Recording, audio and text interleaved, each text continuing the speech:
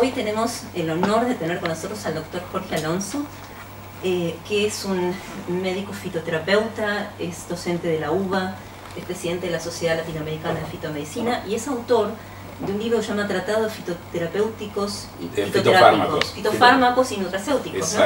Que es el único, el primero de los libros con investigación propia que se editaron en la Argentina allá en, no sé qué año 98. Era, en el 98, siglo pasado, yo me acuerdo porque me impactó mucho ese libro, lo estudié con mucho interés, después se lo presté a alguien que nunca me lo devolvió, pero si lo pueden encontrar se los recomiendo mucho. ¿Cómo se llama?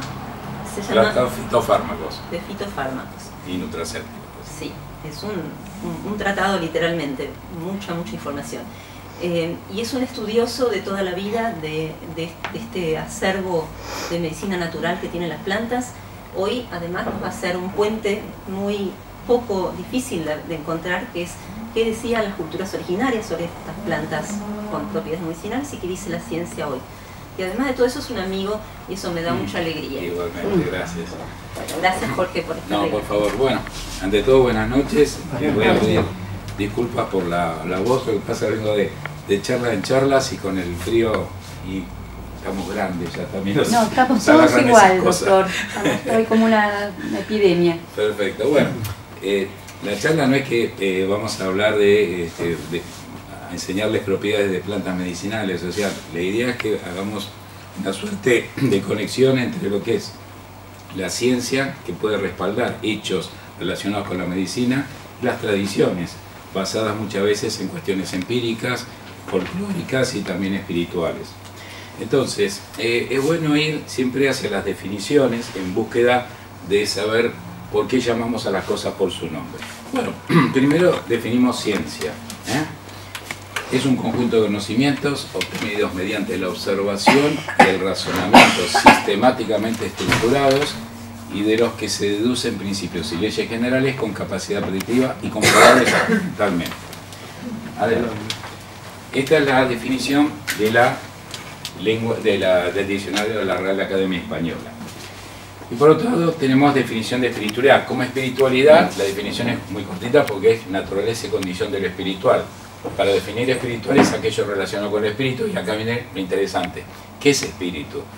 Ser inmaterial y dotado de razón. Entonces, ¿cuál es el punto de contacto que tenemos entre las dos definiciones? Si ustedes pueden observar, ¿qué es lo que puede unir? Tanto entonces en las cuestiones espirituales como en las cuestiones relacionadas con la ciencia hay puntos de conexión. Por más que muchas veces, y vamos a ver a través de este recorrido histórico, muchas veces se va a tratar de que lo tradicional, lo empírico, lo folclórico no tiene razonamiento, ¿no? Vamos a tratar de mostrar que es todo lo contrario. Justamente vean lo interesante del caso. Para saber de plantas medicinales, las distintas etnias tuvieron que ver la observación de lo que hacen los animales.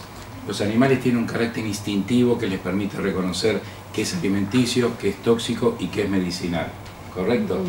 Entonces, el hombre de por sí cuando nace en la tierra no tiene esa capacidad y la tiene que adquirir a través de la observación. Entonces, los pasos son la observación de los animales, lo toman las distintas etnias, los chamanes, por ejemplo, y este conocimiento muchas veces pasa a la ciencia a través de dos mecanismos.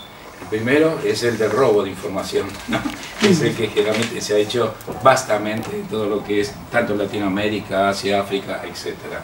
El segundo, bueno, a través de convenios que muchas veces se hacen entre universidades y distintos países, y a veces se retribuye ese conocimiento devolviéndoselo a las etnias, ¿no?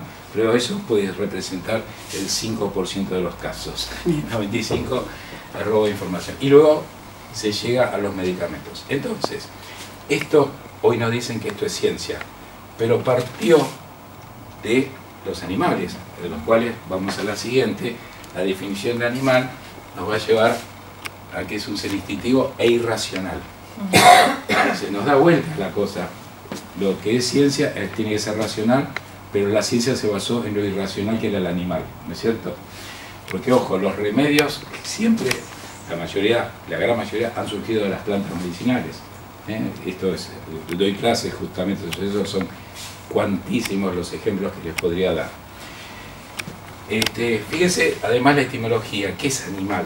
¿no? Viene de animalis, ser dotado de respiración o del soplo, del soplo vital. El soplo vital es un poco lo que da la vida, por así decirlo. Es un concepto que también se maneja a través de conceptos de energía. Justamente en homeopatía se habla de energía vital, ¿no? Para determinar después los estados de salud y enfermedad. Entonces, todo lo que tiene que ver justamente con el ánima, con el soplo de vida, eso está relacionado también con lo que son justamente los animales. La siguiente. Además, desde el punto de vista religioso, podemos decir que también se ha establecido, fíjense en Eclesiastés 38:4, el Señor hizo brotar de la tierra los remedios, el hombre sabio no lo despreciará. O sea, se considera que hay que tener sabiduría para comprender el legado de la naturaleza, de lo que nos rodea, que son justamente las plantas medicinales.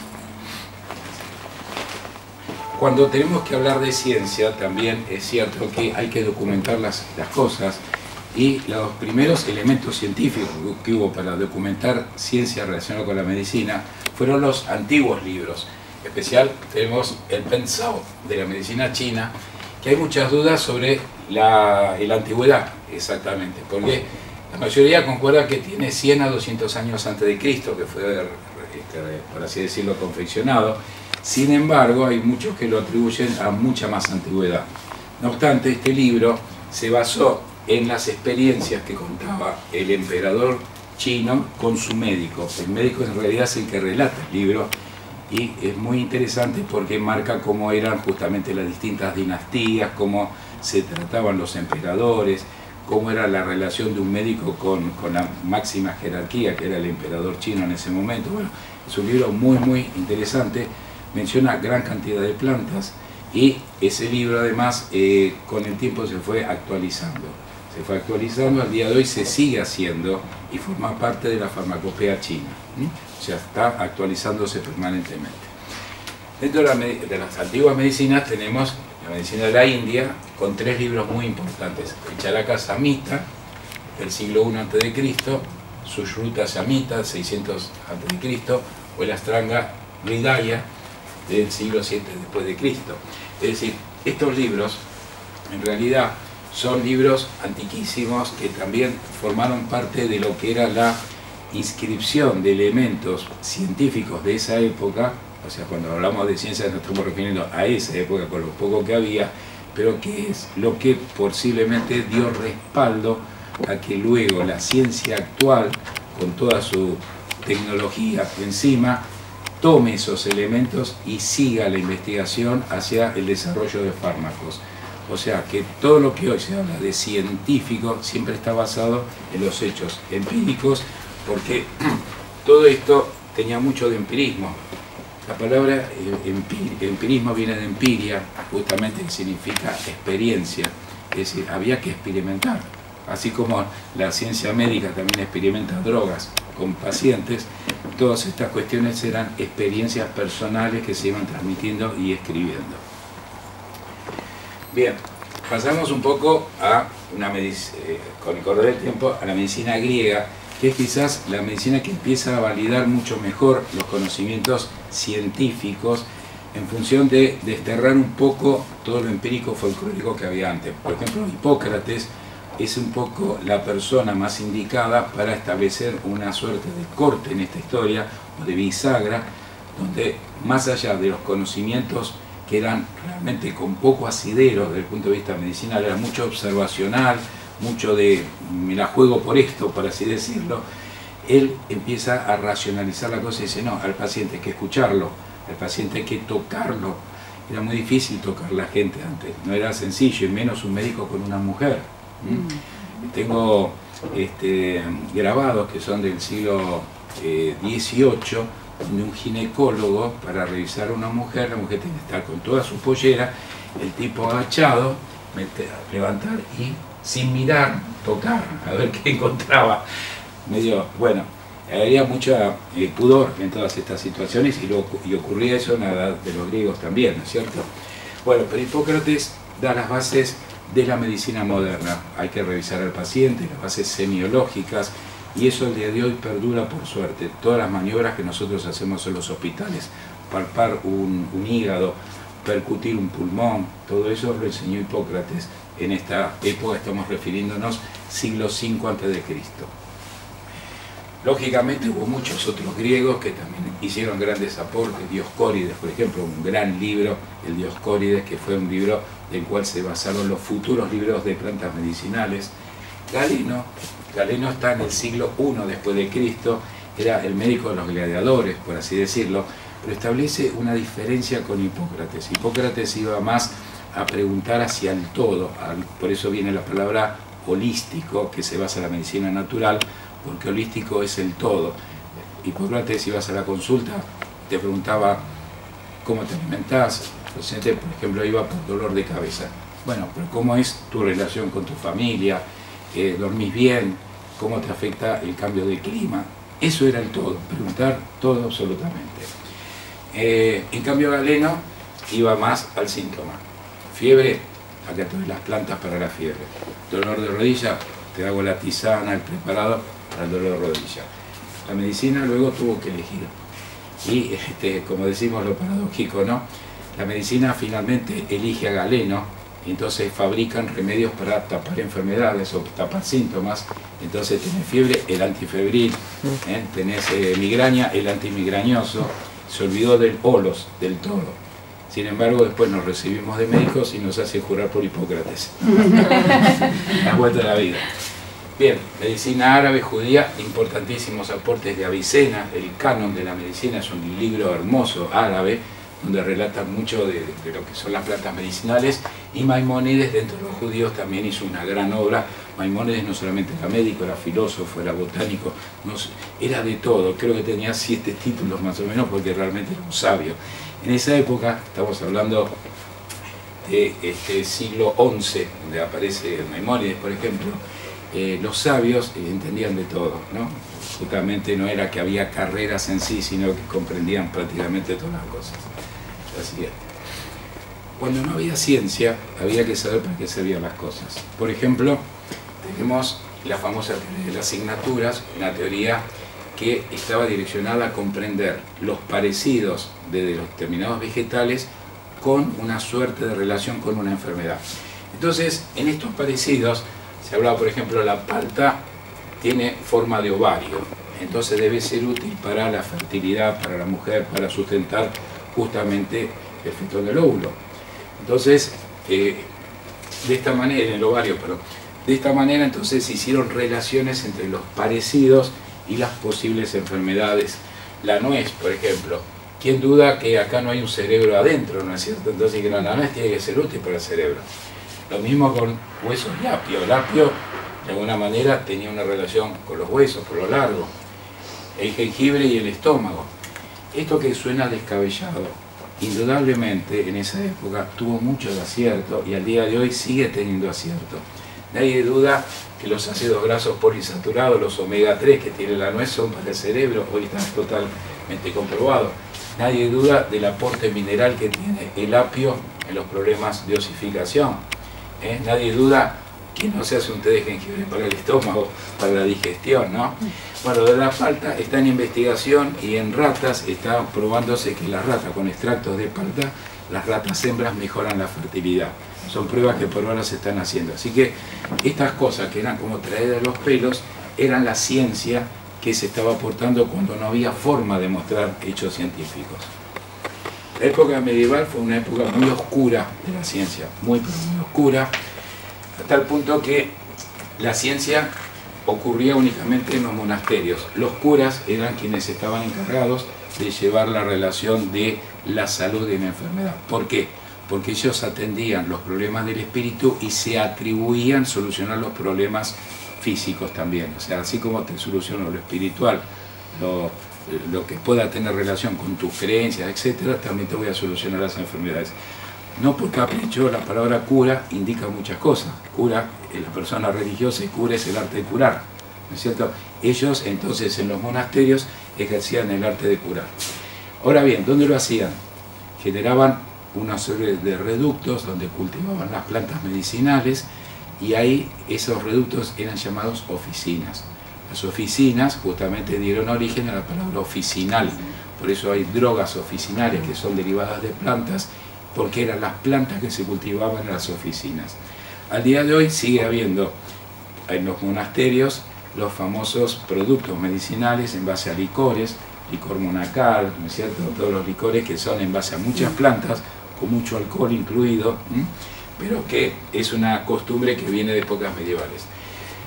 Se puede rescatar en esta época la figura de Santa Hildegarda, que fue una religiosa alemana, que fue la primera mujer que se le atribuyeron realmente un saber extraordinario sobre las plantas medicinales en el momento donde la mujer estaba vedada de poder actuar en estas circunstancias.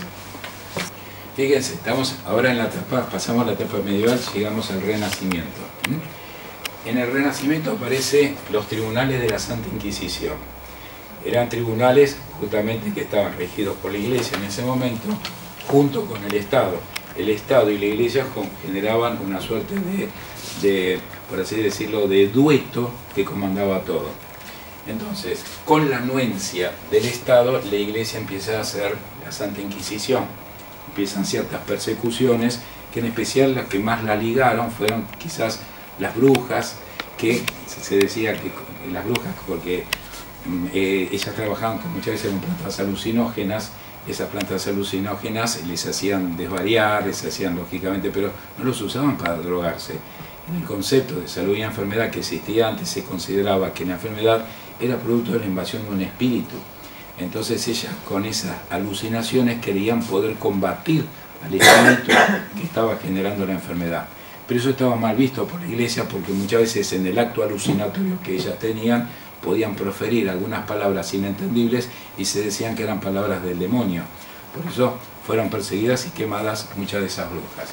Fíjense que en 1561 se instala en América la Santa Inquisición, pero en los actos de fe habían excluido a los indígenas porque los consideraban seres inferiores.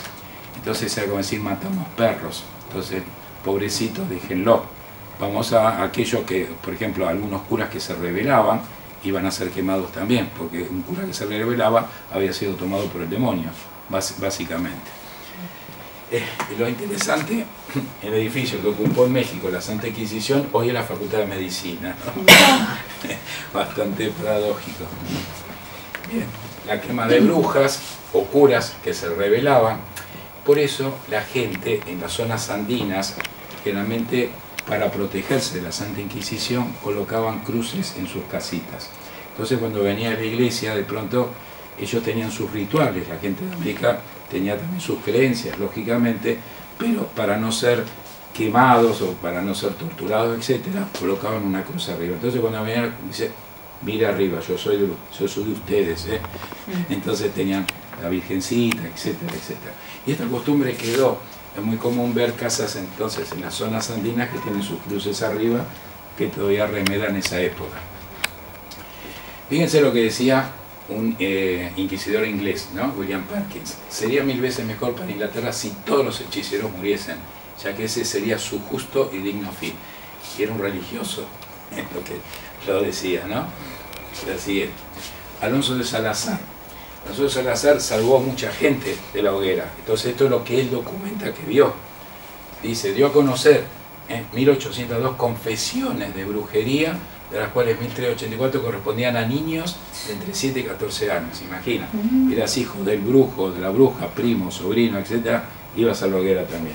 Esto solamente en el País Vasco. Esto multiplícalo por todas las comarcas que había en Europa en ese momento.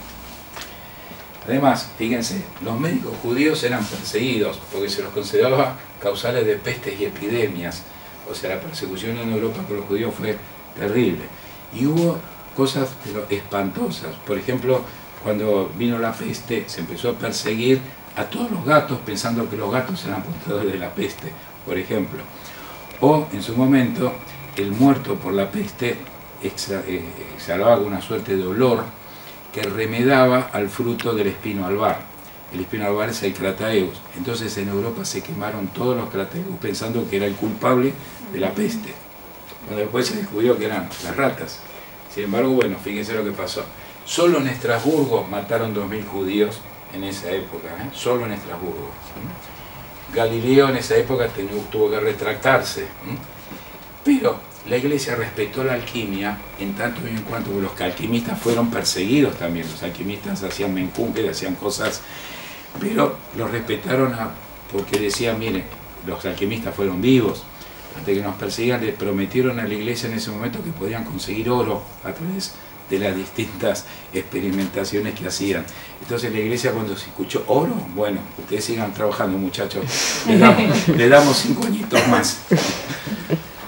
Bien, llegamos a la Edad Moderna. Acá vamos a ver cómo se van imbricando los conocimientos. Aparece el método científico, por primera vez, método científico, sustentado en Bacon, Newton y Descartes.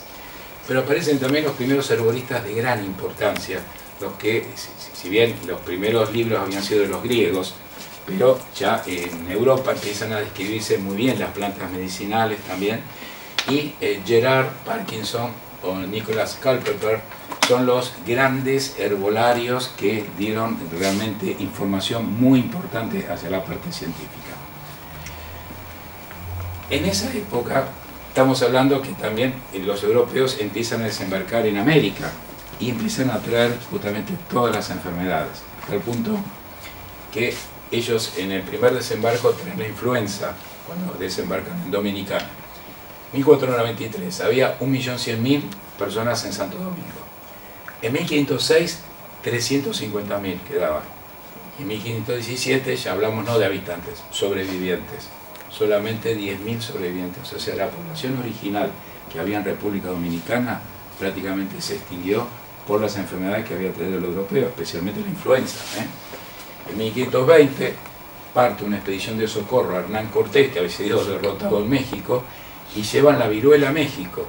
Y ahí empieza todo el desastre. Después la viruela se traslada a Perú, luego llega el sarampión, es decir, enfermedades desconocidas por lo que eran justamente distintas señas en América, empiezan a sucumbir, porque no tenían antídoto contra eso, no las conocían.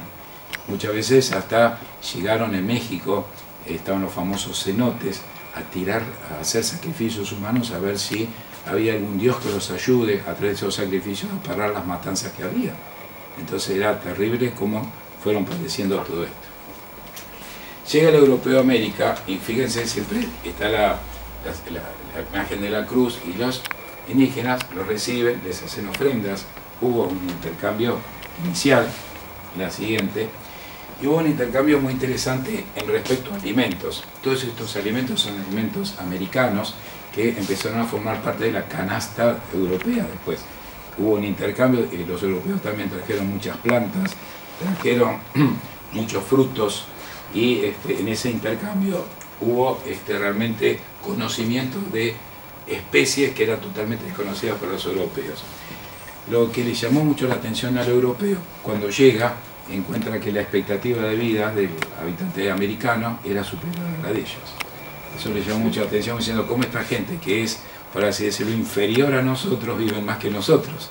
Y tenía mucho que ver los alimentos, tenía mucho que ver los cultivos, las terrazas, ¿no?, que eran famosas, como las que hay en Perú, ustedes van a ver, y las plantas medicinales, el correcto uso. De esa manera tenía una expectativa de vida siempre muy, muy superior. Bien, empezamos a hablar en esta época los métodos científicos para explicar ciencia. La metodología fue uno de los métodos que empiezan a aparecer precisamente en Europa para explicar los fenómenos. Entonces, Bacon decía, por ejemplo, como metodológico, que era eliminar prejuicios preexistentes. Esto es muy importante. Él decía, un prejuicio era considerar que la empiria previa, la experiencia de los que no habían hecho ciencia no servía, decían los europeos. Sin embargo, dice, no, esa es la base. ¿Cómo vamos a desterrar el conocimiento empírico que va a ser la base fundamental para la investigación? Así que eso fue muy importante. Sentar entonces las bases en base a lo que va a ser el experimento, tomando la empiria como punto de partida.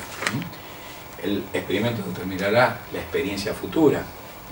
Solo el experimento y la experiencia son la base del control de la naturaleza. Todo esto entonces, lo dice Bacon, está muy imbricado con el conocimiento de plantas medicinales. Descartes introduce más que nada los temas filosóficos inherentes a todo esto. La filosofía no está encontrada con la ciencia, sino están imbricadas también. De modo tal que incorpora el método deductivo dirigido a dudar primero para luego hallar soluciones. Esto es muy importante en la investigación médica. Primero hay que dudar para luego entonces interpretar cómo es una enfermedad y luego entonces encontrar la solución final. Por eso la famosa frase del pienso luego existo. Newton, famoso de la manzanita, ¿no es cierto? Él combinó el método inductivo empírico con el científico matemático. Empieza a introducir las matemáticas dentro del conocimiento científico. Aparece Linneo, que es un poco a través de su tratado, las especies, ¿no? Las especies de plantas, por así decirlo, da las bases de la nomenclatura científica y de descripción botánica de las especies medicinales. Si bien hubo trabajos previos a Linneo, Linneo fue un gran recopilador de toda esa información y fue este famoso libro el que dio las bases de la botánica. Entonces las plantas ya empezaron a tener nombre y apellido. Esto es importante, que tengan un nombre científico, porque uno va a China o va a Estados Unidos o va a Argentina y el nombre científico permite siempre distinguirla. ¿Qué ocurría en nuestro territorio? Estaban los jesuitas. Los jesuitas hicieron un gran trabajo sobre plantas medicinales, recopilaron la información de los guaraníes, teniendo en cuenta que ninguna de nuestras etnias escribía. No escribían, entonces no había data, quedaba todo en el conocimiento de boca en boca. Por eso las distintas señas, cuando por así decirlo, un médico quiere transmitir el conocimiento a su descendiente, lo hace de manera oral. Entonces lo hacen en una suerte, eligen por ejemplo el 24 de diciembre, ¿no? Generalmente la previa de la Navidad, son fechas muy especiales y se transmite oralmente el conocimiento, no está escrito. Lo bueno de la obra de Padre Montenegro es que escribió todo lo que hicieron los guaraníes. Entonces, de ahí quedó algo muy importante que a nosotros nos sirvió mucho en lo que fue el año 2006. Y ahora vamos a ver cómo unimos esto con Montenegro. ¿Se acuerdan? En el año 2001 Argentina tuvo la gran crisis. Digo, todos estamos siempre en crisis, pero siempre tenemos crisis. Bueno, en el 2001 fue muy grande. Nos quedamos sin remedios en ese momento. Entonces, con el equipo de la Sociedad de Fitomedicina propusimos incorporar plantas medicinales al sistema público de salud. En ese momento incorporamos la congorosa, una planta que es muy buena para la acidez, la gastritis, con excelentes propiedades. ¿Qué pasó? Hicimos las pruebas en la Facultad de Medicina, en el área de microbiología, y la planta había demostrado inhibir al Helicobacter pylori, que es una bacteria que anida en el estómago y genera gastritis crónica y hasta se le culpa de posibilidades de cáncer gástrico. Bueno, la planta lo inhibía perfectamente, además a las cepas resistentes del Helicobacter también las inhibía. Esto llega a oídos de los nuevos piratas. Uno dice pirata y serían los ingleses, pensamos. No, son ahora los japoneses. Entonces los japoneses, enterados de esto, patentan la congorosa en su país. La patentan, bueno, la congorosa no crece ahí. Es de Argentina, de Brasil, de Paraguay y de Uruguay. Entonces la patentan, a tal punto que nosotros la estamos incluyendo en atención primaria, y si le daban la razón a la patente, teníamos que pedirle permiso a los japoneses para usar nuestra planta. Cosas insólitas que ocurren solamente en las cuestiones de patentes. Entonces pudimos hacer un reclamo junto con Brasil. En este caso Brasil ayudó muchísimo y se pudo dar de baja la patente japonesa. Si no, teníamos que estar pidiéndole permiso a los japoneses de nuestra planta. Bueno, estas cosas a veces pasan, ¿no? Lamentablemente. Bueno, ¿qué pasó? ¿Por qué se dio de baja? Ahora viene la relación con esto. Gracias a que el padre Montenegro, para la gastritis, eso salvó la situación, porque nadie puede patentar un conocimiento que ya ha sido publicado y escrito. Vamos a suponer, entre todos, acá nosotros decimos, vamos a patentar el ajo. No, pará, bueno, ¿cómo? Primero no puedes patentar un producto que lo consumen todos, no lo inventamos nosotros el ajo. Ahora, pero si entre todos descubrimos que el ajo detiene la caída del pelo, eso es patentable, porque nadie lo dijo antes. Entonces, las cuestiones de patentes te dicen, mire, la planta no se puede patentar, pero sí un uso que no haya sido descrito por nadie. Entonces, las investigaciones muchas veces van en búsqueda de eso, buscar elementos, rastrean la parte etnomédica, nadie dijo nada de esto, bueno, esto investiguémoslo y tengo una patente. Entonces el libro de Montenegro permitió que sigamos entonces usando la pangolosa para la gastritis. Empiezan a aparecer las primeras farmacopeas, que son los datos, donde la cuestión folclórica, empírica, con ya cierta base científica, comienza a plasmarse en libros oficiales de medicina. Cuando hablamos de las primitivas farmacopeas, estamos hablando de fármacos, y los únicos fármacos que habían eran las plantas, no había otra cosa. Fíjense, 1713, la industria farmacéutica empieza a aparecer en los 40, recién ahí. Por eso a veces nos llama mucho la atención, cuando muchos quieren decir, la medicina tradicional es la de la industria farmacéutica. No, la medicina tradicional es esta, la que estamos hablando nosotros, la de las tradiciones. Si la industria farmacéutica no tiene tradición, es una tradición que arranca en el año 40, con muy poquitas cosas. Así que a veces está esa confusión, ¿no es cierto? Bueno, la primera es de 1713 en Lisboa aparece, después recién en América en 1846 aparece la mexicana y en 1890 la farmacopea argentina. Estamos en la edad moderna. Ahora bien, acá tengo dos personajes conocidos. ¿Qué los une a ellos? Los une una sola cosa. Ambos fueron muertos por sus médicos, por los tratamientos médicos. El primero, Carlos II de España, muere por intoxicación con mercurio y George Washington muere por intoxicación con arsénico. Eran los remedios oficiales que tenían los médicos ortodoxos en ese momento. Y entonces preferiríamos siempre toda la vida las plantitas medicinales que no mataban a nadie. Sin embargo, las primeras formulaciones químicas mataban, eran esos los productos. Ojo, estamos hablando de la década del 70, en ese momento estábamos estudiando medicina y estaban los llamados diuréticos mercuriales, eran con mercurio los diuréticos. Usabas 3 años, te rompía el riñón, entrabas en insuficiencia renal. Los sacaron, por suerte los sacaron, pero siempre empiezan a sacar los remedios cuando empieza a morir gente. Sí. Es lo que pasa siempre. ¿Vos tenés el cable? Pero podemos seguir con esa medicina, que era la medicina oficial. Por eso empieza a aparecer la figura de Samuel Hahnemann, que va a ser el introductor de la homeopatía, donde se utilizan productos vegetales, minerales, animales totalmente diluidos, con propiedades benéficas para muchas patologías. Es un método de dilución que trabaja a través de los llamados los similares, como lo similar cura lo similar, de manera tal que aquello que puede provocar fiebre, dado en forma diluida o infinitesimal, combate la fiebre. O sea, un similar, lo que provoca una enfermedad, diluido la combate. Así, para remedar un poco cómo funcionan las vacunas, aunque no es el método de las vacunas. Iba en contra del método de contraris curant, el que era el curar a través del contrario, que era lo que prevaleció en la medicina, el anti-jaquecoso para la jaqueca, el antifebril para la fiebre. Revoluciona todo este hombre, justamente, y también fue perseguido. Y en Norteamérica aparece Samuel Thomson, que fue uno de los grandes introductores de la medicina natural en Norteamérica, a tal punto que la escuela naturopática de Thomson doblaba en cantidad de médicos a la escuela ortodoxa de medicina.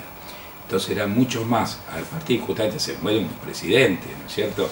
Ya dudaban de los tratamientos convencionales, entonces empiezan a darle manija a todo esto. Pero bueno, todo esto que ya pintaba, fíjense, Samuel con sus plantitas, ¿no? La investigación con las plantas siguió su curso realmente. Llegó un momento que estamos cerca del 1900, cerca del año 1900, y la medicina ortodoxa no se quedó en ver cómo iba triunfando la medicina naturopática. Empiezan a sacar nuevos productos, el hidrato de cloral para dormir, por ejemplo, los bromulos también como sedantes, todas cosas pesadas, ¿no? Pero era lo que se marcaba. Pero aparece, ahí sí, ahí meten un poco la mano los abogados, la ley de patentes. Entonces, cuando algo se podía patentar, eso iba a ser redituable. Entonces, la industria incipiente farmacéutica dijo, bueno, acá tenemos una beta para explotar, que es lograr una molécula, patentarla, replicarla y tener un rédito. La planta no se puede patentar, es patrimonio de la naturaleza, entonces eso nunca va a dar un rédito. No obstante, en 1900 se hace un concurso en Estados Unidos y la fundación Rockefeller en ese momento destina una importantísima suma de dinero a la investigación. Entonces se tenían que presentar las dos escuelas, la de Thompson y la escuela ortodoxa. Y el Senado vota a quién le da la plata. Bueno, por un voto ganó la escuela ortodoxa. Entonces la escuela de Thompson y todos los médicos que estaban ahí se quedan sin cobertura del Estado. El Estado termina por un voto apostando a la medicina convencional, sumado a la ley de patentes, listo, fueron desplazando lamentablemente a la medicina natural. Bueno, no obstante, en todos estos años, los productos medicinales siempre se obtenían de plantas, se aislaban los alcaloides, o sea, aislar se puede aislar, hacían un remedio con eso. Ahora, sintetizarlo, eso explicaba la patente. Entonces, por ejemplo, la digital era uno de los remedios fundamentales para el corazón, la insuficiencia cardíaca. Todos estos remedios eran los que empezaron a salvar vidas, no había otra cosa. Ahora vamos a ver entonces cómo se va imbricando también el tema del desarrollo de las distintas etnias que van ocupando el territorio americano con todas estas cuestiones científicas. La siguiente. Bien, primero, tenemos una población indígena en América Latina que es muy importante. Al día de hoy se calculan alrededor de 27 millones de habitantes que corresponden a distintas etnias, de los cuales, ahí tienen distribuidos más o menos país por país. La siguiente,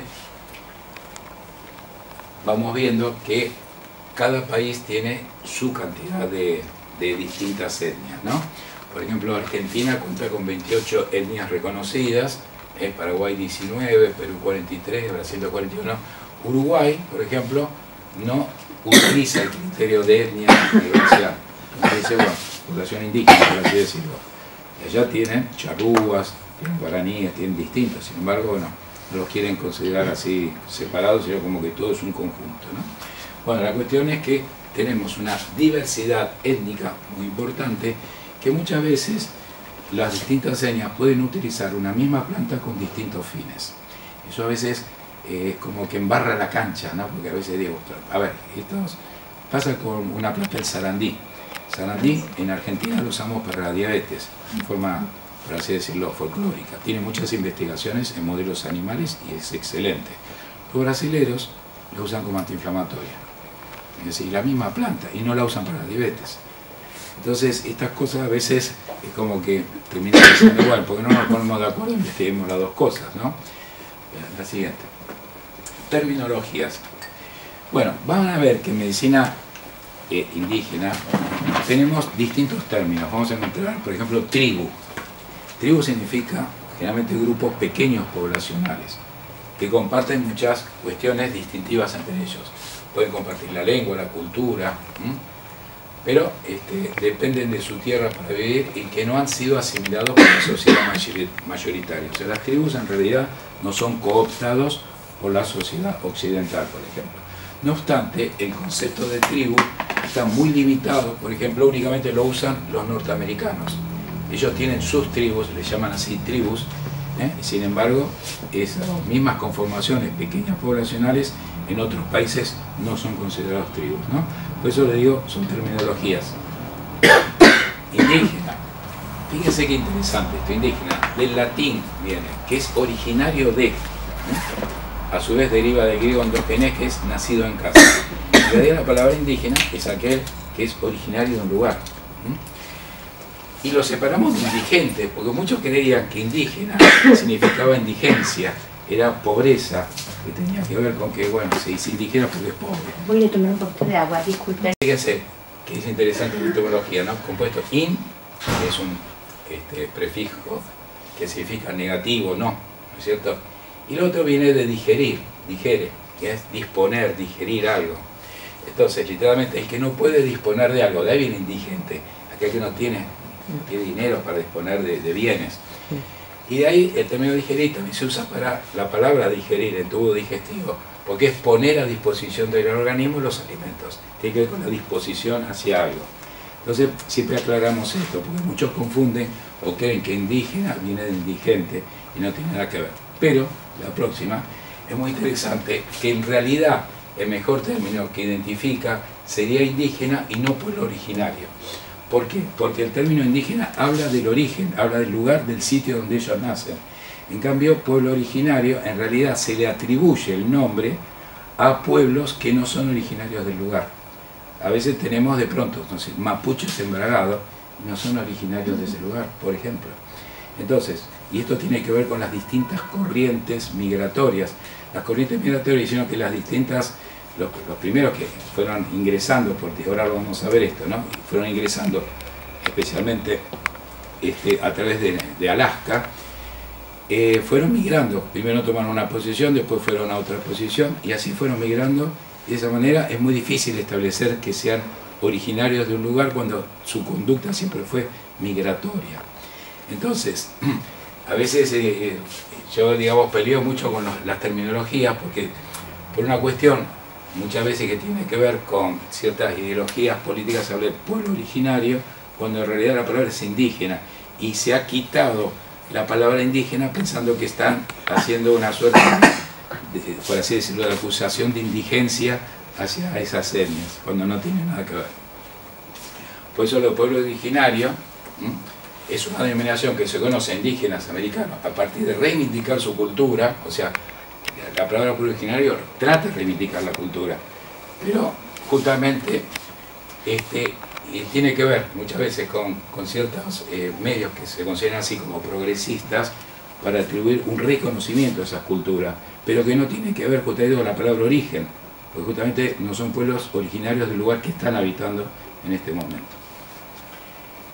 Otro término, aborigen, que es muy interesante este también. Aborigen, fíjense, dice, tiene la preposición ab, que significa separación, y orígenes, que es origen, o sea, es el que está separado de su origen. El origen está separado de su lugar de nacimiento. Sin embargo, por ejemplo, el único que utiliza la palabra aborigen son los australianos, donde ellos son del lugar. O sea, ellos no migraron, ellos están en es una isla. Entonces está mal también el término. Sin embargo, ellos se consideran aborígenes, ¿no? Así es.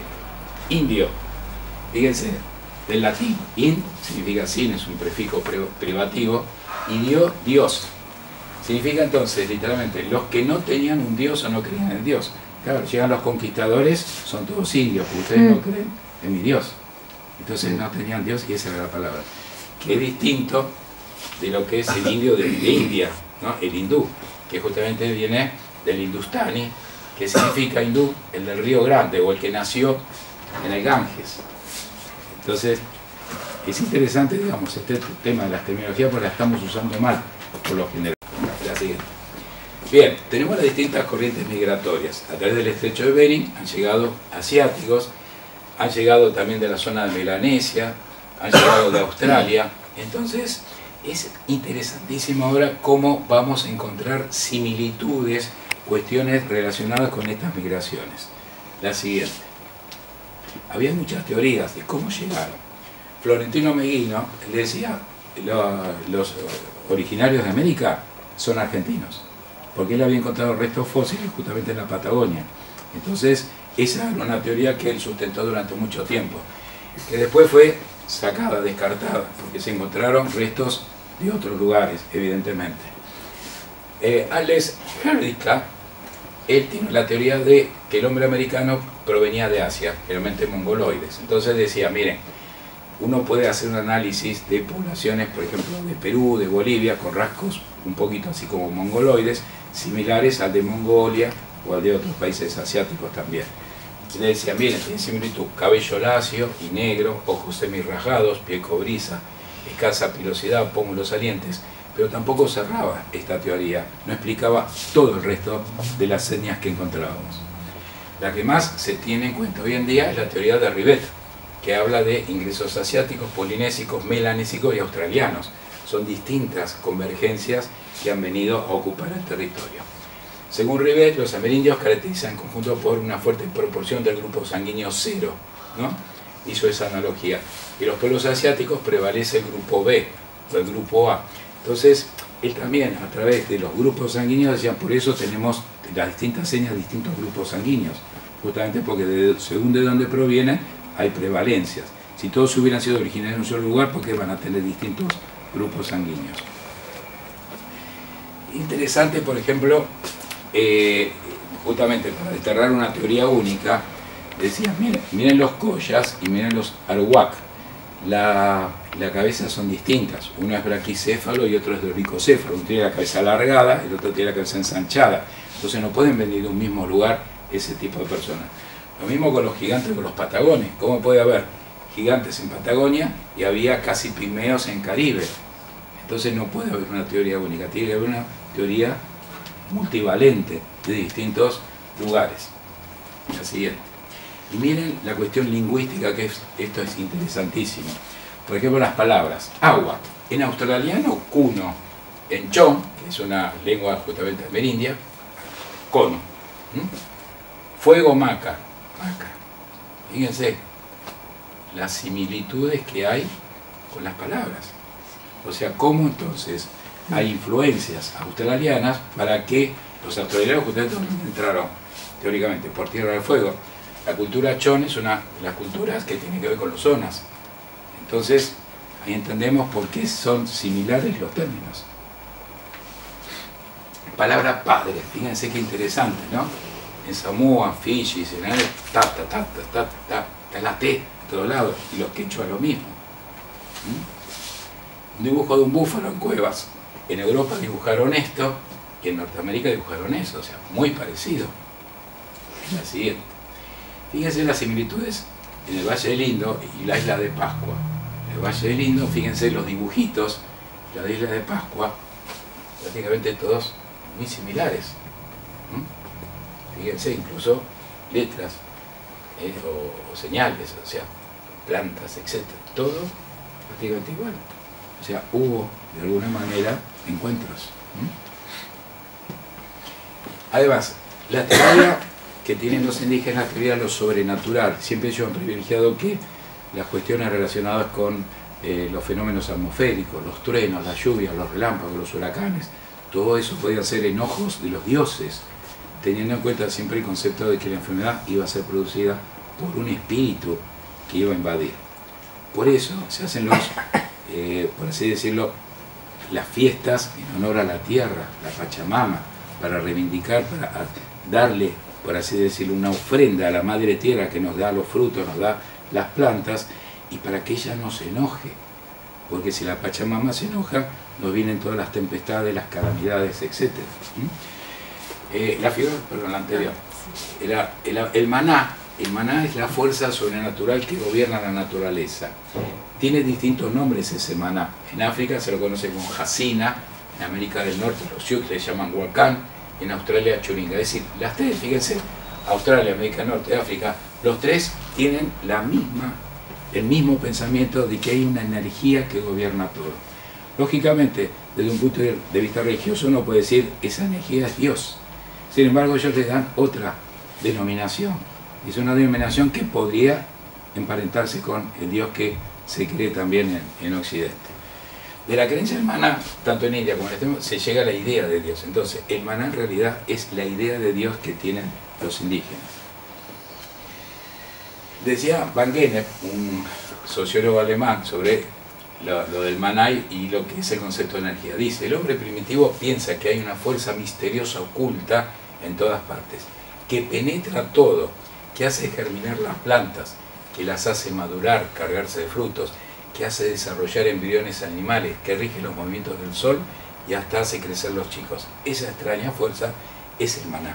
Ellos, entonces, las distintas culturas indígenas interpretan todos los fenómenos que ocurren a través del maná, a través de la energía, que es la energía vital de todos. Entonces, por eso los enojos que tenía las cuestiones atmosféricas iban a determinar de algún modo los comportamientos. Por eso, de ahí se entiende que cuando hay tempestades y algo hicimos mal para que ocurra esta tempestad, vamos a tratar de solucionar eso. Y muchas veces esas tempestades generaban espíritus que iban a ingresar en el cuerpo de distintas personas. La siguiente. Decía, Luis Egiaro es un investigador argentino, ya fallecido, y él habla justamente de la presencia de los malos espíritus para explicar la causa de las enfermedades. Eso configuró la medicina aborigen y caracterizó a los primeros hechiceros. Los hechiceros en realidad no eran médicos, sino que ellos iban a trabajar sobre las fuerzas que se desataban en función de evitar de que venga una tempestad, una calamidad, etc. Luego sí estaba el chamán que obraba sobre el paciente, pero los hechiceros tenían que detener conjuros o generarlos. Entonces, de la misma manera como se responsabiliza a fuerzas sobrenaturales, el origen de las enfermedades, también se atribuía a ellas la curación. Es decir, se trabajaba a veces en generar distintos fenómenos atmosféricos para también generar una curación. Entonces, siguiendo con esta cosmovisión que es a medida que el hombre fue evolucionando, comienza a interpretar sus sueños como mensajes divinos. Claro, tipo sueña. ¿Qué es eso que soñé? Es un mensaje de un Dios, es una señal del maná. Algo me están tratando de decir. Entonces, el que podía interpretar esos sueños iba a tener ciertos poderes también, ¿no es cierto? Empiezan a aparecer los fenómenos de trance para interpretar todo eso y comienzan a utilizarse las plantas alucinógenas, porque era la forma de conectarse con esos espíritus invasores. Y de esa manera empieza a aparecer el chamanismo. Ya fuera el hechicero que iba a solucionar las calamidades y tempestades, el chamán era el que iba a curar a la persona. Y fíjense que la palabra chamán viene de un vocablo tunguso-manchuriano, que es de la zona de Laponia, que viene de samán, que significa conocer. Fíjense, por ejemplo, los onas, también es sheman, es el que tiene conocimiento.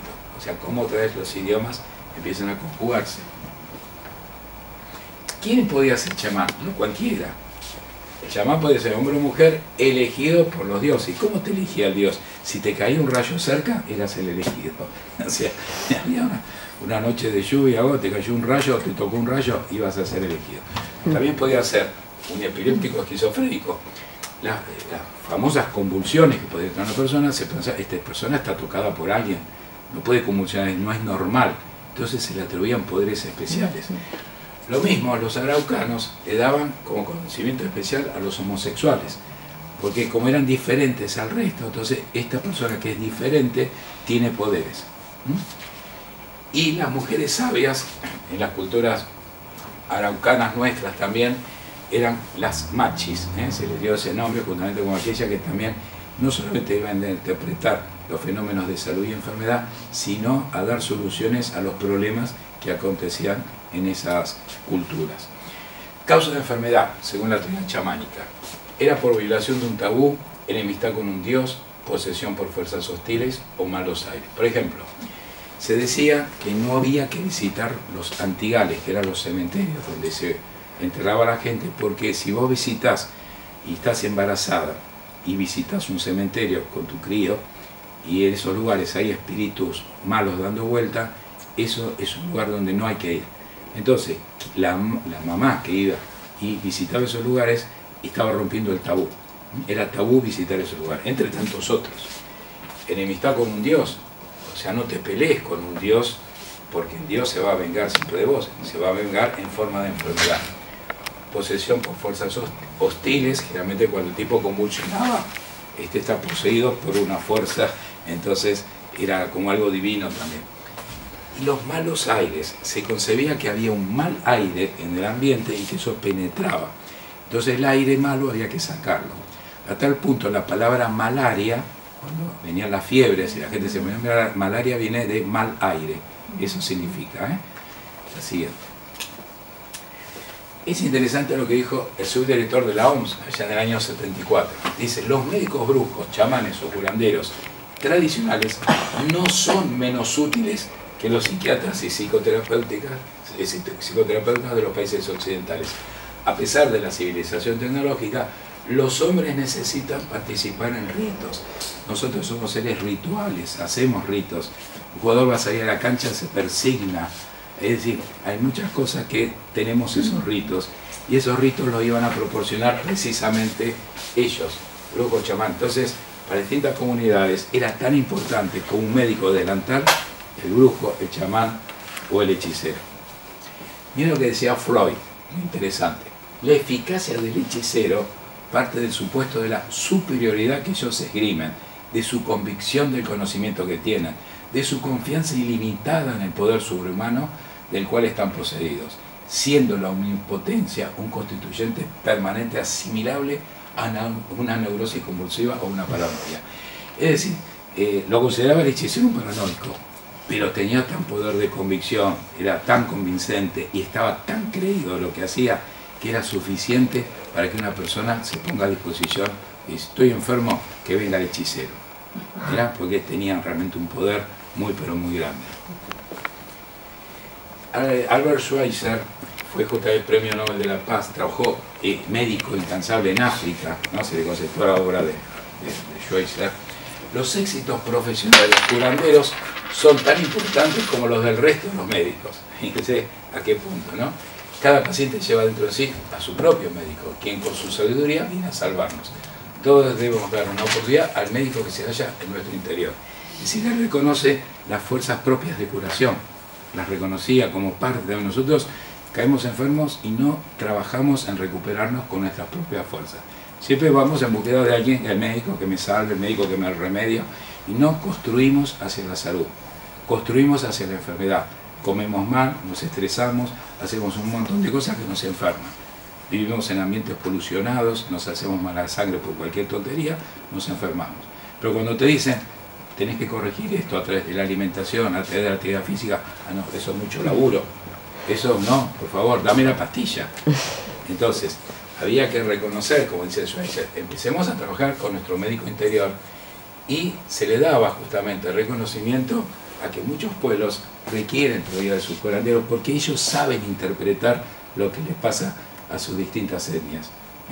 No es lo mismo para, de pronto, no sé, alguien, un diaguita, tener que visitar un hospital del médico occidental, de guardapolvo. Mejor ese diaguita necesita hablar con su propio curandero, por así decirlo, o chamán de su propia etnia, ¿no?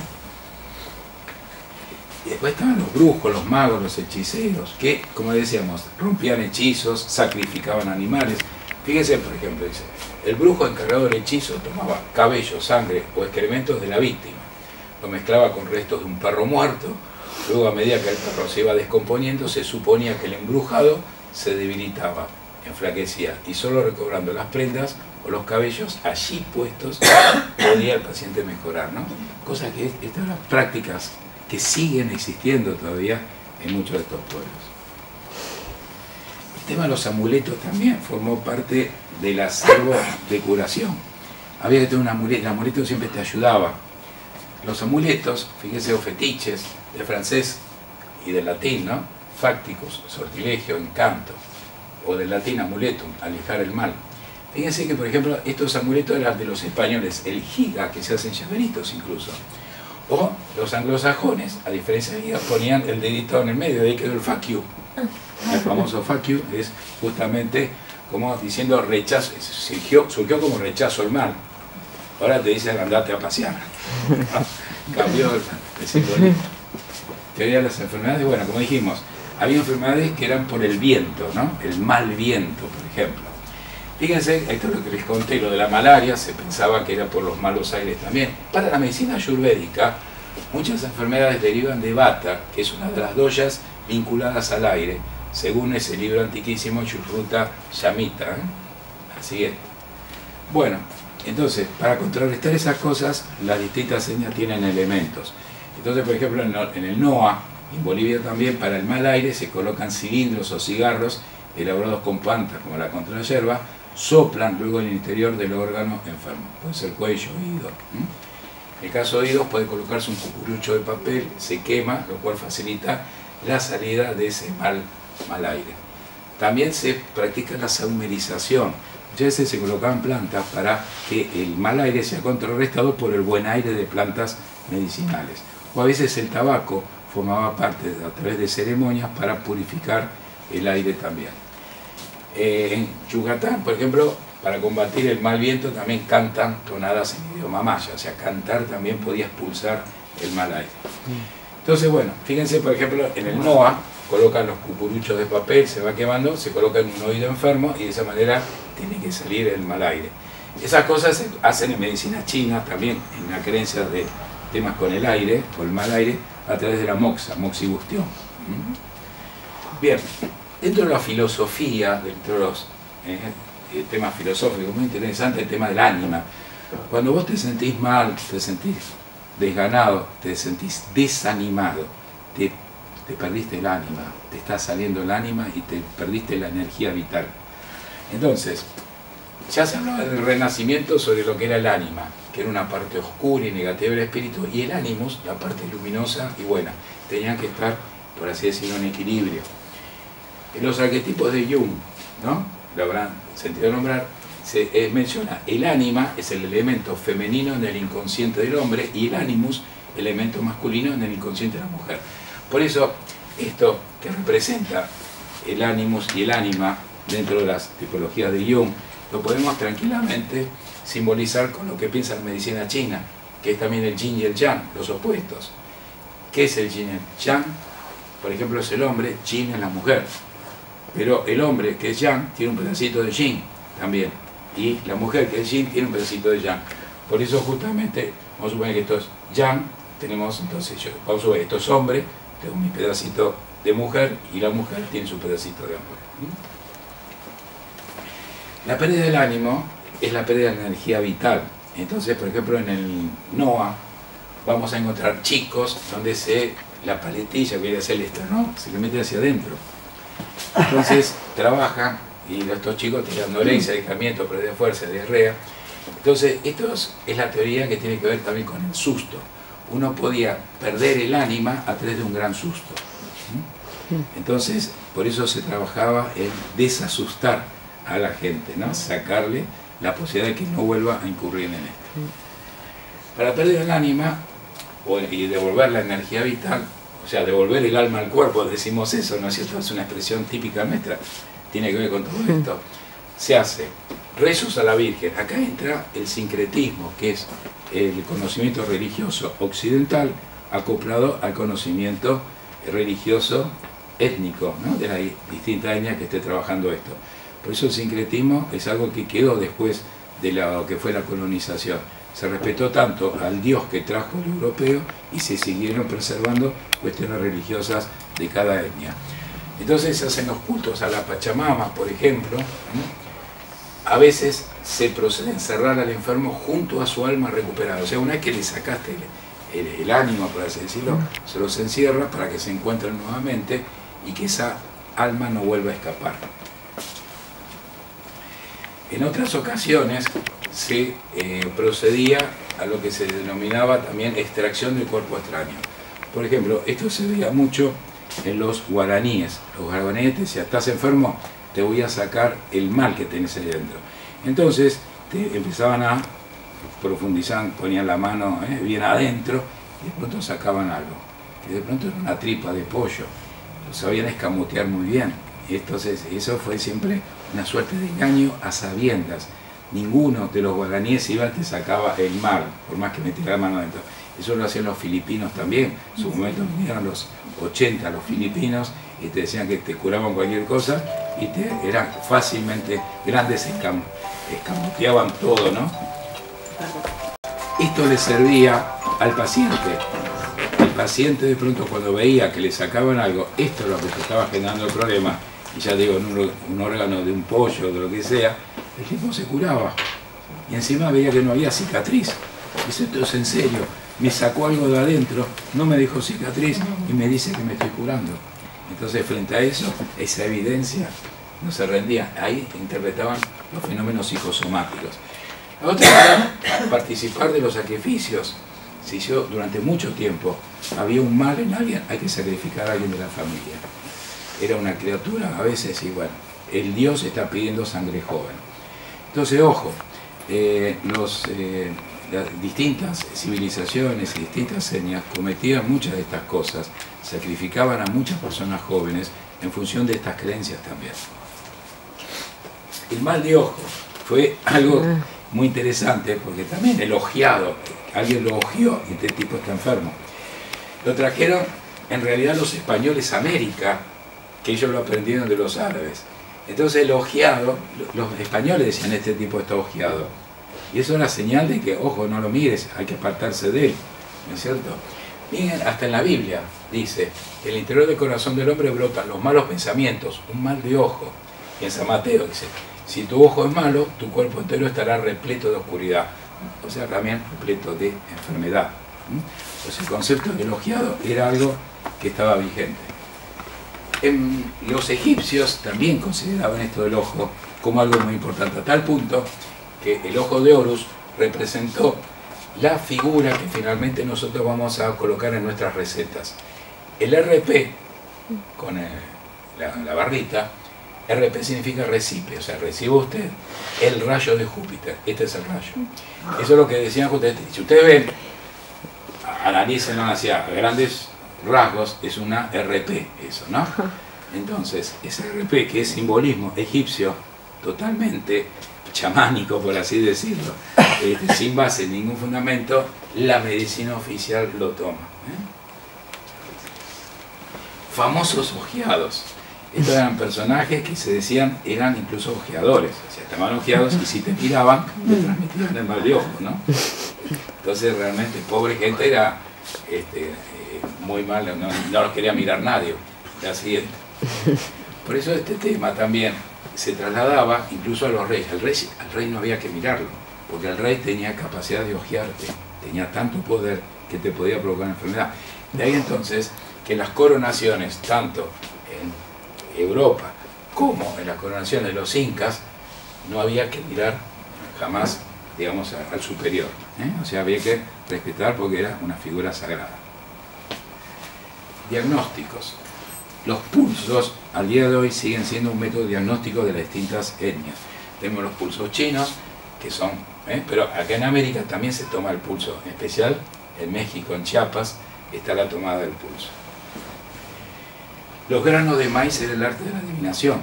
El maíz tirado, de acuerdo a cómo caía, podíamos descifrar qué enfermedad tenía el paciente y además sobre el pueblo si íbamos a tener buena cosecha, mala cosecha, etc. Era un arte adivinatorio que en Mesoamérica se hacía con el maíz, los calaguayas en Bolivia lo hacían con la hoja de coca. De acuerdo a cómo cae la hoja de coca cuando la tiran, podemos predecir distintas cosas. O las piedras en los zulúes. A mí me tocó, por suerte, participar de los tres, y los tres, vos decís, acá hay un punto de conexión, y nunca se cruzaron en la vida ellos, jamás. Sin embargo, ese inconsciente colectivo nos lleva a pensar que hay algo que los identifica en todo eso. Bueno, los sacrificios se hicieron, ojo, en distintas, uno dice, en el budismo que parece lo más se hacían muchísimos sacrificios. En el hinduismo también, la diosa Shiva, en la China antes del preconfucianismo. Mesoamérica, los europeos prohibieron a los mexicanos que sigan tirando gente en el cenote. Después los europeos hicieron atrocidades por su lado, pero cuando llegaron se sorprendió cómo estos tipos están sacrificando criaturas. Era de locos. Por eso las limpias con las plantas, ¿no? ¿Alguien se hizo limpias? Te has hecho limpias, muy bien. Bueno, las limpias se hacen con plantas, especialmente se puede hacer con el tabaco, es una forma de limpiar, y si no la otra, con el quiz.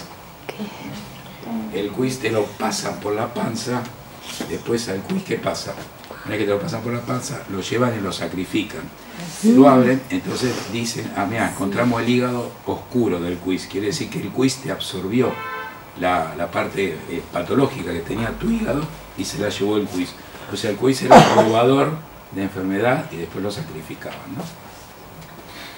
Plantas alucinógenas, todo un capítulo, pero que se sigue utilizando al día de hoy como una forma de contactarse con los espíritus. Todavía es la creencia que los espíritus generan enfermedad. Tratamientos, bueno, teníamos, lógicamente, plantas medicinales, el primer tratamiento, pero también tenemos los sobadores o chupadores. Esto lo hacen también los guaraníes. Entonces tenés, acá me duele acá, vení, acostate. Empiezo a chupar y el chamán es como que se lleva la energía, después el chamán escupe. Era una forma también de sacar justamente la enfermedad. Ojo, en Egipto, en la Edad Media y en Mesoamérica hacían las sangrías, que lo habían visto los animales. Algunos animales, por ejemplo, se había visto algunos hipopótamos en las aguas. Cuando el hipopótamo está enfermo, va sobre unas cañas, que son muy duras, que están ahí en el río, y ellos se van haciendo cortes para sangrar. Estas conductas las fueron aprendiendo en las distintas etnias.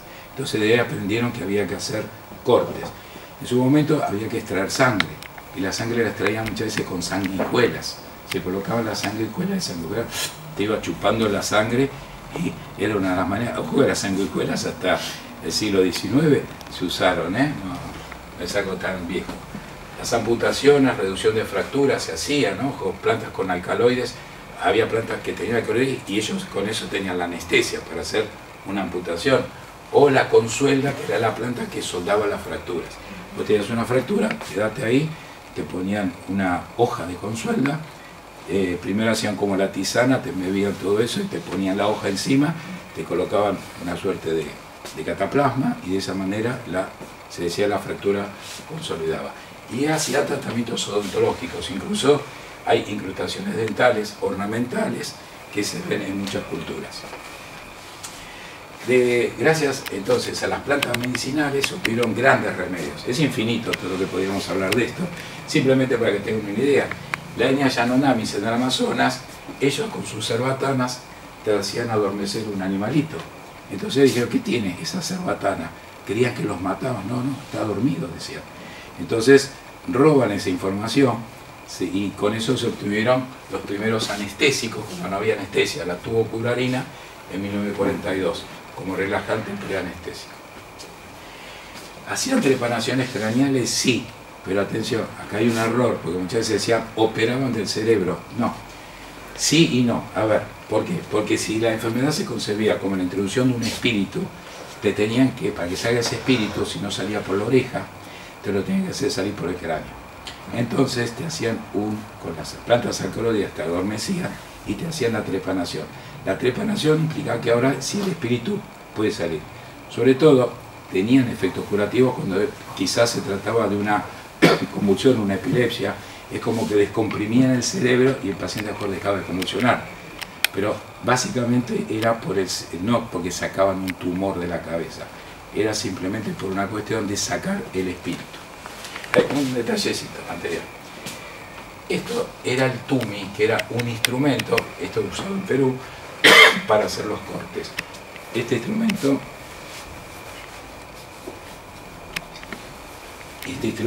es el símbolo del Colegio Médico de Perú.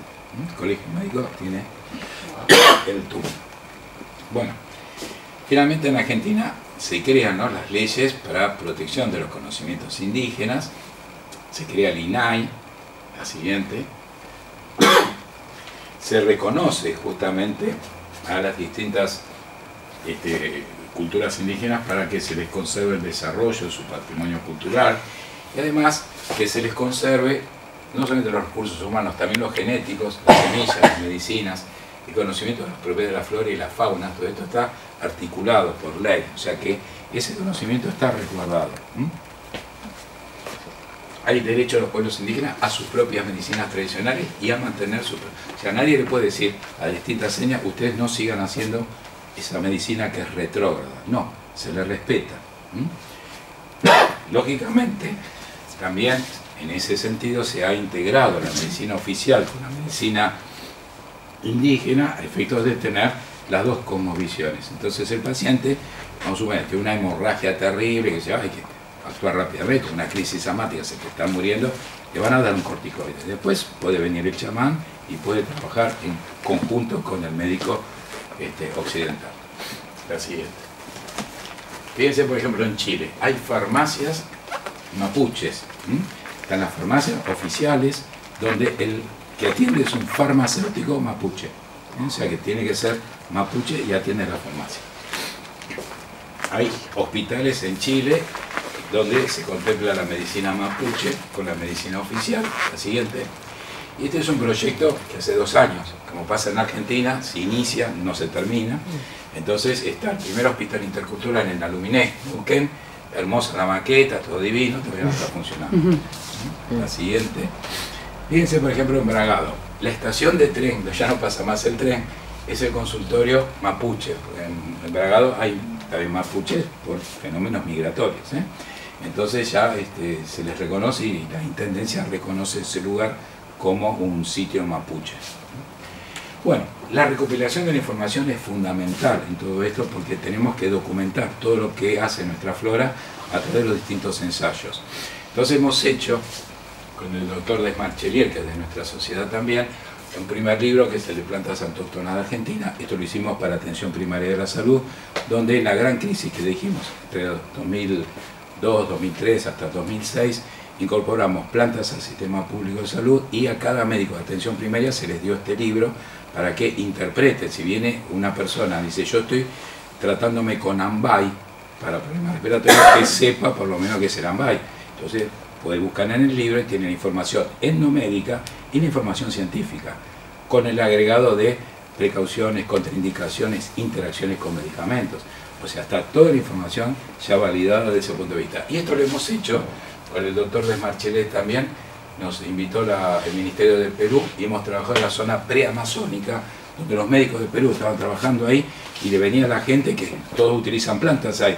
Y nadie conocía, de los médicos que son de Lima, a esa zona no conocía. Entonces hicimos el manual de plantas medicinales para APS en Perú, el sistema PRODAP, que es de la zona preamazónica. Después intervenimos, esto fue un encuentro muy lindo en Colombia, fue un encuentro llamado Diálogo de Saberes, donde participaron distintas etnias de América. Se centralizó esto en Leticia, que es una ciudad de Colombia en la zona amazónica, que es la zona tripartita con Perú y con Brasil, y de ahí intercambiamos experiencias, digamos, un poco médicos occidentales, ¿no? Si bien nosotros estamos de este lado de las plantas, pero representábamos, por eso también nos invitaban, no iban a venir al de Roemers o al de Sanofi o al de Novartis a invitar, ¿no? Invitar más o menos a que pueda entenderlos. Entonces, en ese diálogo de saberes fue muy riquísimo porque interpretamos qué es salud y enfermedad para ellos y qué era para nosotros salud y enfermedad, y ahí hicimos entonces las conexiones del caso.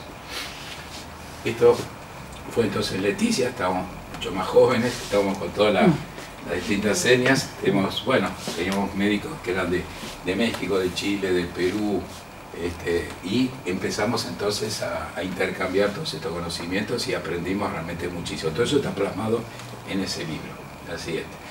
Después nos llamaron de Chile para trabajar justamente en la zona norte con los Aymara, pero hubo mucho problema para trabajar porque los Aymara estaban en ese momento muy distanciados de las políticas del gobierno de Chile. Es como que creían que se les iba a robar el conocimiento, cuando en realidad cada vez que vamos a trabajar con las distintas etnias, es para que esos conocimientos se resguarden y que podamos plasmar remedios para la zona esa. Y si hay un laboratorio el día de mañana que quiere, le interesó ese producto, ellos son los dueños. Ellos pueden decidir si lo quieren comercializar o no, porque lógicamente puede ser un ingreso muy importante para ellos. Pero bueno, nos costó mucho, trabajamos mucho por lo menos con la quinoa y fuimos a la zona norte, estábamos a, les digo, casi 5.000 metros de altura, casi imposible estar ahí, porque las plantas que crecen ahí, que son muy poquititas, una planta que crece ahí a 5.000 metros, tiene que tener unas propiedades inmunoestimulantes sensacionales. Una planta que puede soportar el rigor de esas temperaturas y de esa altura es porque tiene propiedades. A eso íbamos a trabajar, hicimos varios trabajos antitumorales in vitro, nos andó muy bien, pero luego para seguir los trabajos hay que financiar todo eso. No, Chile ya se enojaron mucho entre los aymarás y el gobierno de Chile, nosotros pagamos el pato un poco porque estábamos en el medio, ¿no? Porque fuimos a participar gente de Cuba que vino, de Argentina y de Brasil, y nos quedamos ahí en el medio y bueno, todavía están litigando. Estamos trabajando acá en estas comunidades, Cariquima, casi prácticamente con las mujeres también, muy interesante esa experiencia, fue notable. Así es. En Nicaragua también hemos trabajado, fuimos a dictar cursos allá para Nicaragua. Ya Nicaragua tiene todo un sistema de medicina tradicional, tienen los centros de medicina popular también. La siguiente.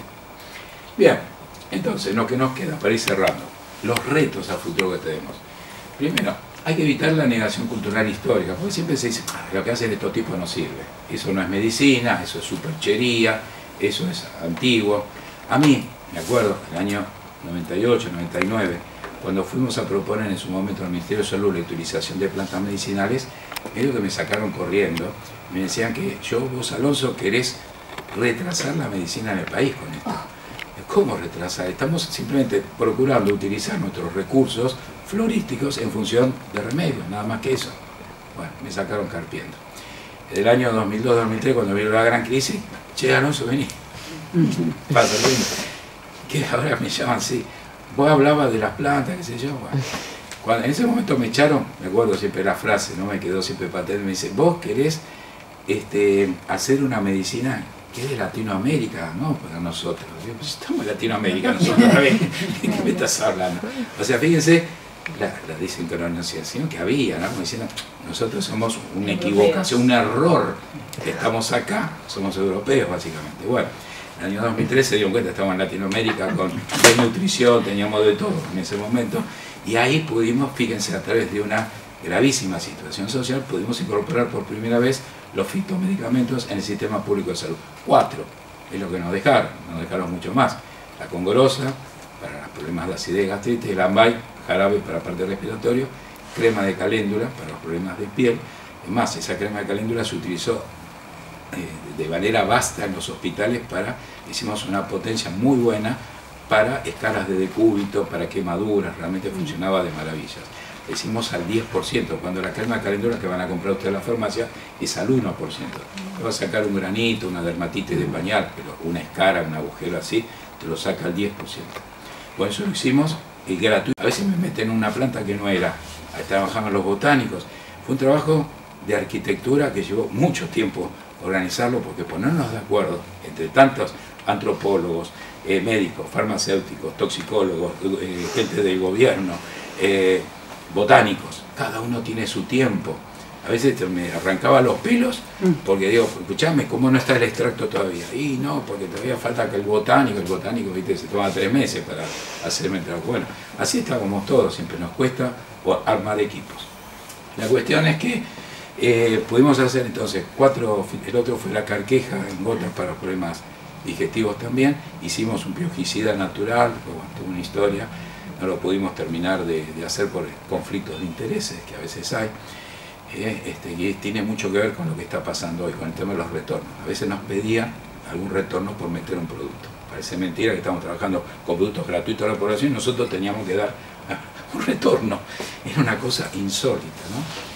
Y ahí nos dimos cuenta de los sobreprecios. Fíjense, era el pediculicida, que era buenísimo, ¿no? Se desarrolló con aceites esenciales de plantas. No, ¿Qué es el siglo XXI? Sí, siglo XXI. Sí, en La Plata, en la Universidad de La Plata se hizo uno, pero después se terminó haciendo con un grupo de La Rioja también, ¿no? Sí. O sea, para la cuestión es la siguiente, nuestro piojicida que andaba fenómeno, lo propusimos al ministerio, primero, ¿cuánto sale? ¿Cuánto sale? Decime la cantidad de gente y te digo cuánto sale. Y calcularle 30.000 chicos por mes. Hicimos las cuentas con la universidad, nos dio $1.50, incluyendo el frasquito. Año 2006, ¿no? $1.50. Bien. ¿Cuánto sale la permetrina que ustedes están usando? La permetrina sale 4, me dice. Pues yo contento, aplaudía, entonces podemos entrar. El tipo me mira con la cara. Había mucha que me lleva a un costado, me lleva casi en un lugar donde no escuchaba a nadie. Me está todo el boludo. ¿Cómo decís que sale menos que el nuestro? ¿Cuánto deja el tuyo devuelto? Entonces me dice, el nuestro no vale 4, vale 1, deja 3 devuelto. El tuyo, ¿cuánto deja devuelto? Ese es el diálogo. Bueno, entendemos muchas cosas. Así con un simple piojicida, imagínense después remedios para el cáncer, para el colesterol, vayan haciendo la pila. Entonces no pudimos entrar, porque no quisimos saber nada de eso. ¿Cómo? No estábamos acostumbrados a ese diálogo. Nos fuimos con la gente del laboratorio, la gente que trabajó el piojicida, ¿qué hacemos con esto? Bueno, es de ustedes, véndanlo. Bueno, hoy el producto se llama Neonopusid, sale 400 mangos, anda a comprarlo.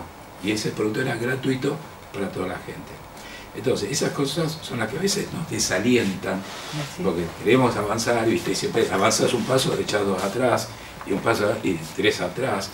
De los productos que teníamos en Misiones, porque ¿qué pasó? Todo eso lo pudimos hacer gracias a que nos dieron dinero los italianos. Los italianos, la cooperación italiana en ese momento nos consideraba como Haití. Entonces pudimos sacar un crédito que no había que devolverlo, eso era lo bueno, o sea que vos le demostrabas facturas y nos iban dando el dinero. Es más, llegamos a un punto que de la plata que nos iban dando, devolvimos dinero.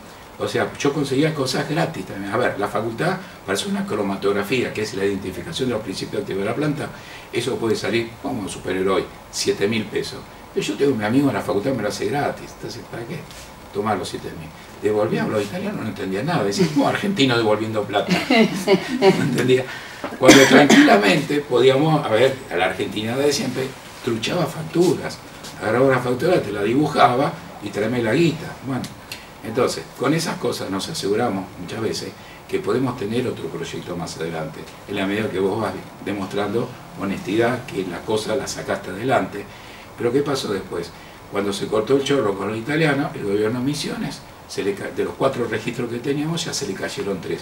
Ni siquiera lo fueron a renovar, sabiendo que en 10 años se ven su registro fitoterápico, tenés que simplemente presentar el expediente y te lo aprobaban de vuelta. Se nos cayeron, ahora nos volvieron a llamar para reflotar todo. Bueno, así estamos en Argentina, lamentablemente. Entonces, una de las grandes preguntas que nos hacemos, ¿hay un dueño del conocimiento?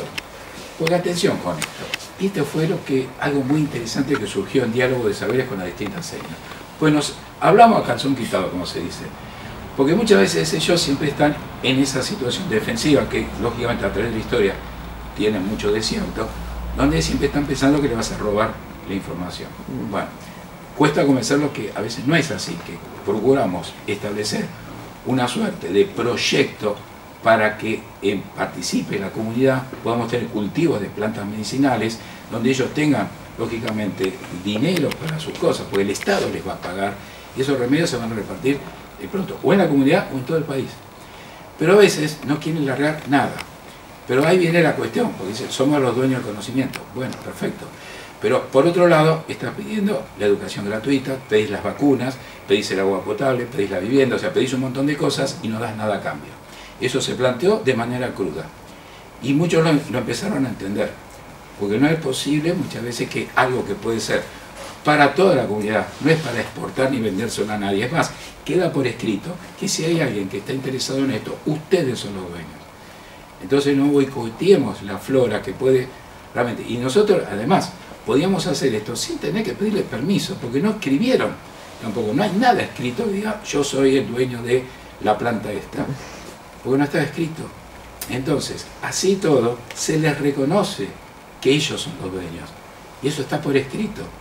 Sin embargo, cuesta, por eso en Chile falló también la situación, y nos cuesta muchas veces ponernos de acuerdo, justamente. Es más, en la época que nosotros hicimos el proyecto con las plantas de Misiones, hasta tuvimos algún conato de querer hacernos un piquete en la Sociedad de Fitomedicina, porque la congorosa era de los guaraníes, nos llegaron a decir que era de ellos. A ver, le preguntamos, a ver, ¿de qué guaraníes? ¿De los de Brasil? ¿De los de Paraguay? ¿De los de Argentina? ¿De qué guaraní? Pues finalmente la planta la utilizamos en la atención primaria, gratuita, no pedimos nada. O sea, era algo justamente para la gente. Entonces, esto sigue, si hay un dueño del conocimiento. Hay cosas que están escritas, hay cosas que son históricas, y también es cierto, a ver qué uso se le da a ese conocimiento. Cuando el uso es para la gente, para la población, sin usufructo detrás, gratuito, con mano de obra que se le da, etcétera, etcétera, entonces ahí tenemos que hablar que no hay un dueño a veces del conocimiento. Excesiva politización de la temática indígena, eso está pasando, a veces están muy politizados y cuesta entrar a hablar o discutir estas situaciones. Lo entiendo también, les han robado información, nadie lo va a discutir, pero también es cierto, a veces fíjate con quién te estás sentando. No vengo de Novartis, no venimos de... Somos grupos, estamos trabajando gratuitamente para generar todas estas cosas, ¿no? Modelo médico hegemónico que tiende a la medicalización de la sociedad. Pueden unirse, el modelo actual médico hegemónico está tratando de que todos estemos medicalizados, que todos estemos llevándonos remedios. Cada día te ponen la vara más alta. El colesterol cuando me recibí toda la vida fue 250, después era 240, 220, 200, ahora que ahora 190. Entonces, la presión arterial toda la vida 14,8, 13,8, 12,8, 12,7. Entonces, cada vez que vos estás salido de la regla, estás necesitando un remedio. Y ahí viene la medicalización de la sociedad. Es algo que está impuesto muchas veces por muchos laboratorios. Entonces, ese médico hegemónico hay que tratar de cómo congeniamos con eso. O sea, es difícil establecer cuando está todo el plan para... Nos ha pasado con las vacunas, no estamos en contra de las vacunas, pero a veces creemos que hay cierta vacuna que tiene ojo con esta del HPV, que ha traído problemas, ojo con la de la hepatitis, han traído problemas. Entonces podemos, incluso la de la gripe, que la misma esfera tiene el Instituto de Control de Vacunaciones y todos los años saca la estadística, y los últimos 3 años fue para atrás la estadística, no sirvió la vacuna. Te dice que el porcentaje mayoritario se enfermó de gripe. Entonces, lo que proponemos es no quitar las vacunas, no, permítanos introducir la equinacia, que es considerada una de las alternativas para la vacuna.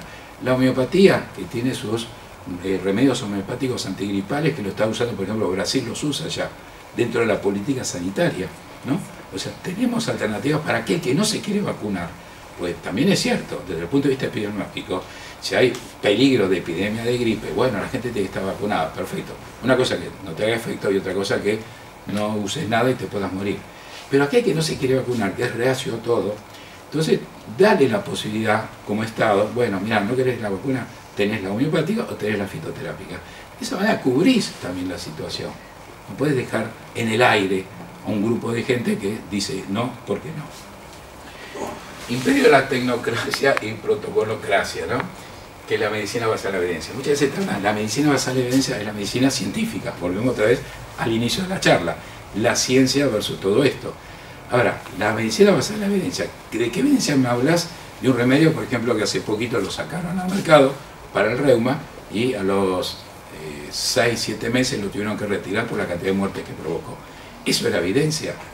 Entonces, evidencia es esto también. Evidencia son los cientos de años que tiene una planta. Galeno, cuando te dice la valeriana es sedante, te lo dijo siglo I después de Cristo, hoy en día la valeriana es sedante. ¿Quién lo pone en discusión? Eso es evidencia. Entonces, ¿de qué hablamos cuando hablamos de evidencia? La evidencia de solamente el mero ensayo clínico, que sí es una evidencia, pero no es toda la evidencia. Por eso la OMS, con muy buen criterio, considera evidencia el hecho antropológico histórico. Por ejemplo, la valeriana es sedante y la OMS te dice, sí señor, es sedante, no es necesario hacer ensayo clínico. ¿Cómo va a ser un ensayo clínico si ya fue testeada a través de los siglos, que siempre funcionó? A lo sumo, vamos a ver cuál es la dosis más efectiva, cuál es la cantidad necesaria para un chico, esas cosas sí, cuál es la dosis tóxica, esas cosas sí. Pero nadie va a poner a discutirse a ver si la valeriana es sedante o no. Sí, lo otro, tenés que demostrarme la evidencia, ponérmela en pos de los nuevos productos, de las nuevas drogas que querés sacar al mercado. Ahí sí haceme el ensayo clínico y ahí sí demostrarme cuánta evidencia. Pero la evidencia de un hecho histórico no requiere. También es cierto, nadie puede venir, miren, encontré una plantita en Tierra del Fuego, pero nadie la conoce, nadie sabe de qué se trata. Dice una abuelita que la usó para el sarampión. Bueno, pero eso no es evidencia. Es una abuelita que dijo que la usó para el sarampión, pero no, la evidencia tiene que estar bien constatada, bien refrendada. Hay journals que se dedican a eso. Journal of Ethnopharmacology. Es un journal donde se publican todas estas cosas, ¿no? Bueno, entonces, mucha tecnocracia y mucho protocolo hace que muchas veces la medicina vaya retrocediendo, ¿no? La tecnocracia nos impone una serie de medidas que a veces van en detrimento. Y crear un departamento ministerial de medicinas complementarias y prácticas indígenas. Esto lo estamos trabajando hoy en el Senado, estamos trabajando en un proyecto de generación de una política de medicina integrativa que funcione dentro del Ministerio de Salud. El Ministerio de Salud no puede estar ajeno a esto. Y ojo, lo que estamos proponiendo no es ahora vamos a validar todo, no. Vamos a poner las cosas en su justa medida, a ver. Porque les digo, ni bien empezamos con esto, la cantidad de gente que apareció diciendo que tenía poderes. Vino uno un día queriendo ampararse en este techo, en este paragüita que estamos poniendo, diciendo que él se conectaba con espíritus de otros planetas y que le transmitían conocimientos que nadie los tiene en la Tierra y él curaba. Entonces él quería ampararse en este decreto, no en esta.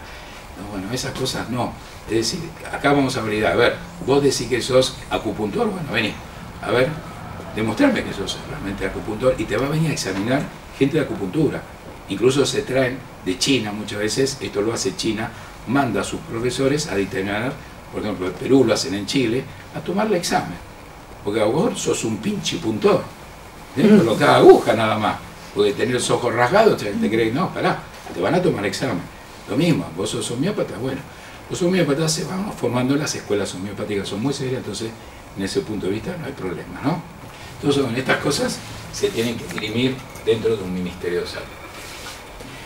Y final, pues, esta es una frase que siempre digo, la ciencia dará un gran avance cuando reconozca que todo lo que cura es medicina, todo, dejando de lado el pensamiento único reduccionista y dejando de desacreditar todo lo que su propia ignorancia desconoce. Porque si yo no conozco cómo es esto, entonces lo desacredito, lo ignoro. Pasa con la homeopatía, yo no sé cómo funciona la homeopatía, pues te lo están explicando por la física cuántica. No, eso a mí no, decirle a un médico que entienda de física, no te entiende. Entonces, sí te entienden de química. Porque a más dosis, mejor resultado. Y la homeopatía dice, no, mientras más chiquita la dosis, mientras menos concentrado está el producto, mejor resultado. No lo entienden, porque se está trabajando con dos modelos distintos. Entonces, como no lo entiendo, lo ignoro, lo desacredito.